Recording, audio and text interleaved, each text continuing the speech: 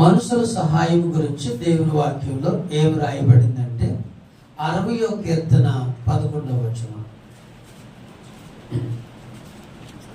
60వ కీర్తన, మనుషుల సహాయము వ్యర్థము, శత్రువులను జయించుటకు మాకు సహాయము దయచేయము.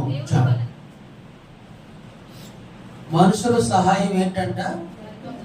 వ్యర్థం. మనుషులు మోసం చేస్తారు, తప్పనిసరిగా మనుషులు మోసం చేస్తారు. కానీ దేవుడు ఎప్పుడూ మోసం చేయడు. ఆయన సహాయం చేస్తానంటే సహాయం చేస్తాడు. మనుషులు సహాయం చేస్తాను అనొచ్చు, తర్వాత సహాయం చేయకుండా ఉండొచ్చు. తెర మనం మనుషులు సహాయం చేస్తారు కదా అని వాళ్ళ మీద ఆధారపడ్డామనుకోండి, వాళ్ళు సహాయం చేయకపోయేసరికి మనకి నిరాశ కలుగుతుంది, బాధ కలుగుతుంది. కాబట్టి మరి మనం ఎలా ఉండాలంటే ఎల్లప్పుడూ కూడా దేవుని వైపు చూడాలి. మనం దేవుని సహాయాన్ని కోరుకోవటానికి ఇష్టపడాలి మనం. ఎందుకంటే ఆయన ఎల్లప్పుడూ సహాయం చేయటానికి ఇష్టపడతాడు. ఆయన ఎప్పుడు కూడా సహాయం చేయను అని చెప్పనే ఆయన చెప్పడు. ఆయన ఎల్లప్పుడూ కూడా సహాయం చేయడానికి ఇష్టపడతాడు. చూడండి, దేవుని వాక్యంలో మనం 94వ కీర్తన, 94వ కీర్తనలో 17-18 వచనాలు 3 విషయాలు విజ్ఞాపన చేస్తాను. ఇక్కడ భక్తుడు 3 విషయాల గురించి మాట్లాడుతూ ఉన్నాడు. చూడండి, యెహోవా నాకు సహాయము చేసి ఉండని ఎడల నా ప్రాణము శీఘ్రముగా మౌనమందు నివసించి ఉండును. దేవుడు సహాయము చెయ్యకపోతే మనం ఎక్కడ ఉంటామంట? చెప్పాలి. దేవుడు సహాయము చెయ్యకపోతే మౌనముగా అంటే ఇక మరణించటం. అది మరి రోజు దేవుడు ఉచితముగానే కొన్ని మనం సహాయం చేస్తా ఉన్నాడు. ఉచితంగానే ఏంటి ఏంటి గాలి ఇస్తున్నాడు. గాలి లేక హాస్పిటల్లో చాలా ఇబ్బందులు పడతారు. వాళ్ళకి ఆక్సిజన్ పెడతారు, అది లేకపోతే చనిపోతారు. కానీ రోజు మనకి ఏం చేస్తాడు దేవుడు? ఊరకనే గాలి ఇచ్చి బ్రతికిస్తున్నాడు. గాలి లేకపోతే బ్రతకలేమా? గాలి లేకపోతే బ్రతకలేమా? బ్రతకలేము.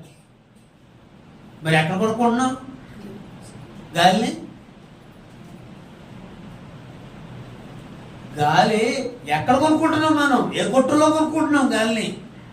దేవుడు ఊరకనే ఉచితముగానే మనకి గాలి ఇస్తున్నాడు.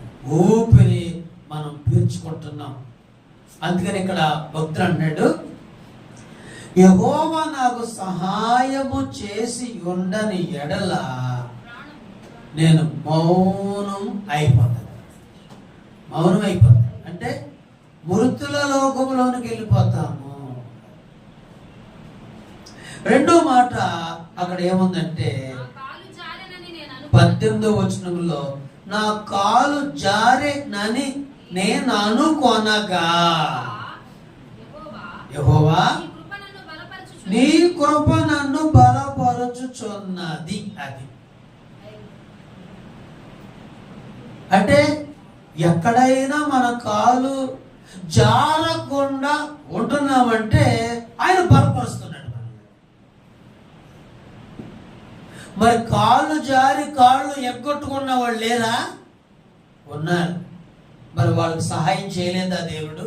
చేయలేదు. అది దేవుడు సహాయం చేయకపోతే మనం కాళ్ళను కూడా ఎగ్గొట్టుకుంటాం. అక్కడికి ఈరోజు మన కాళ్ళన్నీ బాగున్నాయంటే దేవుని కృప. మన కాలు జారకుండా ఆయన మనల్ని కాపాడుతూ ఉన్నాడు. దేవుని స్తోత్రం చెప్పండి. హల్లెలూయా. అందుకని వాక్యం ఏం చెప్తుందంటే, నిన్ను కాపాడువాడు నిద్రపోడు కొరుకుడు. నువ్వు ఫ్యాక్టరీకి వెళ్ళినా క్షేమంగా ఉన్నావంటే, నువ్వు వ్యవసాయంకి వెళ్ళినా క్షేమంగా ఉన్నావంటే, నువ్వు ఉద్యోగానికి వెళ్ళినా క్షేమంగా ఉన్నావంటే, నువ్వు కూలి పనికి వెళ్ళినా క్షేమంగా ఉన్నావంటే కారణం దేవుడు నీకు సహాయం చేస్తున్నాడు. అది ఆ దేవుడా నేనే బతికేస్తున్నాను, నా బలమే, నేను జాగ్రత్తగా నడుస్తాను, నాకు తెలివి ఉంది, జ్ఞానం ఉంది అనుకోకూడదు.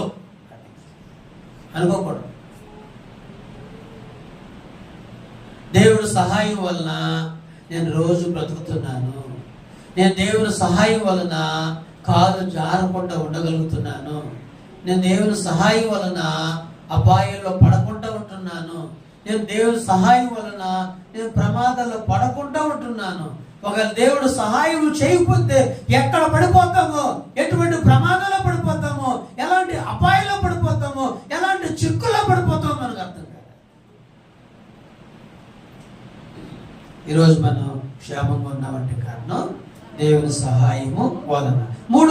మూడో మాటలో, నా అంతరంగమందు విచారములు ఎచ్చగా నీ గొప్ప ఆదరణ నా ప్రాణమునకు నెమ్మది కలుగజేయుచున్నది.